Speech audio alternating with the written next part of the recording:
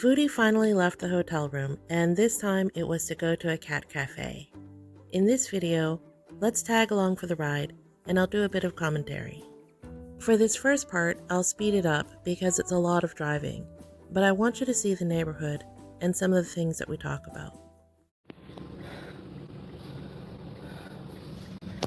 Just show you guys out the window, I guess, while we're driving.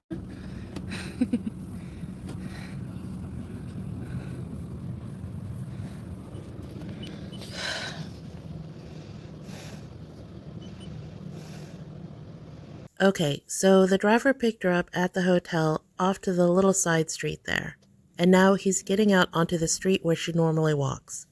So off to the left here, you can see there is a bit of a sidewalk and different vendors. We're coming up on the coffee shop that she usually likes to go to. There it is, Intonine Coffee. Okay, so as we keep going, watch all the people walking, where they're walking, and how much room they have. Also look at all of the shops and see just how far she is from the main road. Because of the little pockets of traffic, it ends up taking the driver a bit of time to get to Ramanine Road, or the main drag.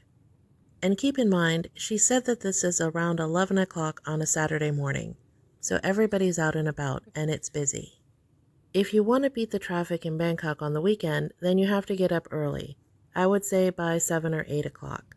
So the Cat Café she's going to opened earlier too, so this would have been a good time to set an alarm. This mother and daughter are waiting to cross the street, and that's how you do it. You tuck into a side street at an intersection, you wait till traffic dies down, and then you cross. You don't just freak out everywhere you go. Okay, so we keep going, and you see exactly how far she is. This is at least 7 or 8 city blocks, or the equivalent, from the main street, Ramanine Road. And I keep bringing that up because location is so important when you pick a hotel. Okay, here we go. Turning onto Ramanine, and look at how big that sidewalk is. See? Bangkok does have sidewalks. Okay, so now we're on Ramanine Road, right?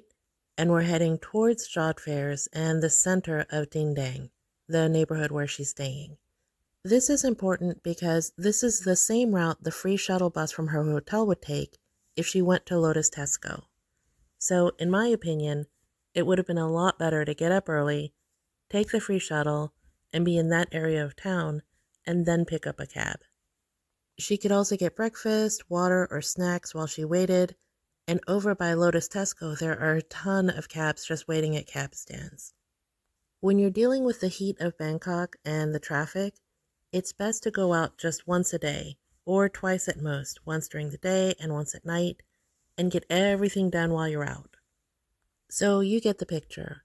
Foodie started off her own day wrong by getting up so late and then getting stuck in traffic for much of this video. When she got to the cafe, you could tell that things were a little bit better, but she was still anxious. Resident pet, we have 5 inside and we have 2 cats outside. Okay. And we have a minimum spend 150 baht Okay. per person per hour. Okay. That you can use on food or drink or products. Okay, sure. Thank you. Yeah, that's it. Oh my gosh. Hi. Oh, you're so chubby. Look at these. Okay, so it's pretty funny that as soon as she walked in, she pretty much broke one of the house rules. You're supposed to not disturb the sleeping cats, and that's exactly what she does right away. I don't know, maybe it's just me, but if a place has house rules, I like to read them first. From here on out, the quality of the filming in the cafe is pretty bad, almost potato quality at times, and she has to keep muting because of the music. I know. I feel that. I feel it for sure. It's a cute cafe. It's light music. I don't know. Whatever. That's the problem with going places. You know, it's like it's always congested. It's always took an hour to get here, and it's normally like 11 minutes away. And I don't feel good in the car. Like I feel like I want to throw up all the time. So. But yes, there are cats here. So I will go spend some time with the cats after I have a croissant and a coffee. Okay, so this part was interesting to me. The Cat Café has a concept of visit with the cats and spend a minimum 150 baht per hour on food, drink, merchandise, whatever. Foodie could have ordered anything from this menu. She's already told us that this will be the first thing she's eating this day, and she ordered a iced mocha and a chocolate croissant. Am I going nuts, or was she just talking about restarting her cycle and trying to eat healthier? Look at the options on this menu. She could have had a really nice open-faced toast with scrambled eggs or tuna salad. That eggplant and hummus looks really good too, or even the oven-baked eggs. Everything looks like you could make it to order. She could tell them she needs everything halal or vegetarian. Oh look, she could even get beans on toast under sides and snacks. And here on the next page, they even have a section that says nutritious, and she could have gotten some overnight oats. Let's see, a fruit plate, okonomiyaki. Yeah, lots of options. The menu had some nice lunch options too, like salad and pasta. I don't know why she went with something so small. In my opinion, it's just going to make her hangry later. So this part to me was kind of strange. It looks like she's on the main floor of the cafe, right?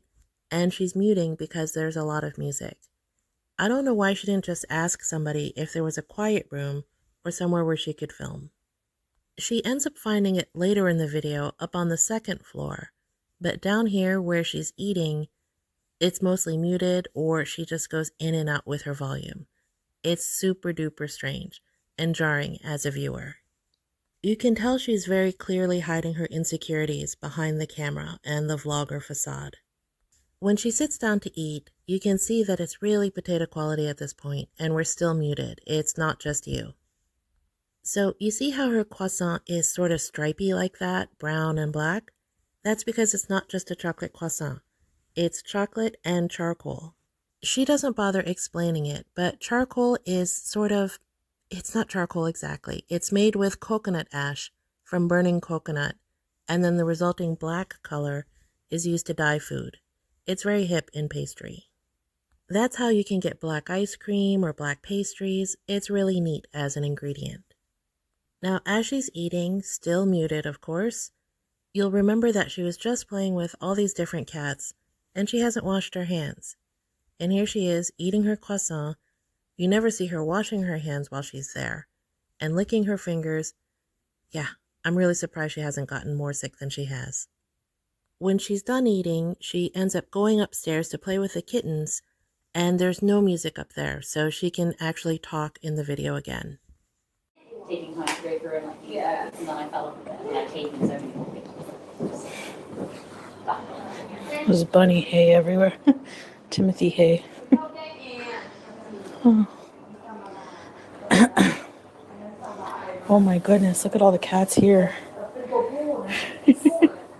Hi, kitties. Hey.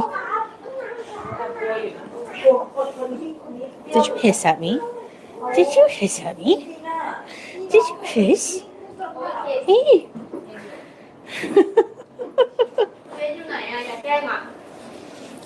So cute. The strangest, saddest thing about this whole video for me is how little human interaction Foodie actually had. She started out by sitting in a car with a man who spoke English, didn't ask him any questions, and rode talking pretty much just to her chat all the way to the Cat Café. At one point at the cafe when she was in the quiet room, somebody was talking to her, asking her if she wanted to adopt a cat, and she said no, she's just a tourist. She can't take it back to her hotel, haha. Why didn't she talk to that person?